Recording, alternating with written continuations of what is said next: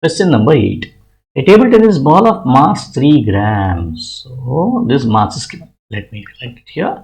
Mass is given with a speed of 10 meters per second. This speed is given from a stationary toy gun. Okay.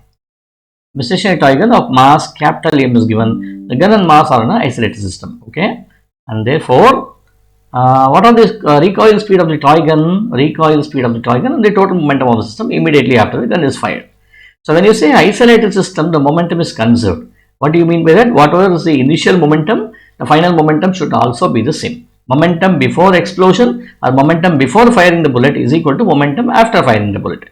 Which means, what was the momentum before firing the bullet? The bullet was intact. The bullet was intact within the gun. The gun was also stationary here, right? So as a result of it, the velocity of the bullet before firing was 0 and the mass of it is equal to m. So m into u is nothing but your initial momentum, which is m into 0, which was equal to 0.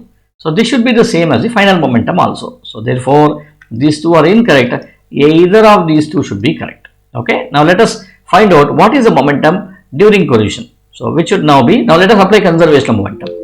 So conservation of momentum principle, we say that, so momentum during firing will be equal to m into u. What is that? 3 grams multiplied by 10 meter per second. This is the momentum of the bullet. And what is the recoil momentum? Recoil momentum is 0.6 kgs. What I will do is I will make it as 600 grams. 600 grams multiplied by, what is the velocity? We do not know. VO here. Or in other words, if I equate this, grams and grams goes away. You have 1 0 here, 1 0 goes away here. The ones are 3 3 20s are 60. So you have 1 is equal to 20V, which means V should be equal to 1 by 20, which will now be equal to how much? 0.05 meters per second. So this is the answer. So 0.05 meters per second is A. So A is the right answer. Okay, let us move on to the next.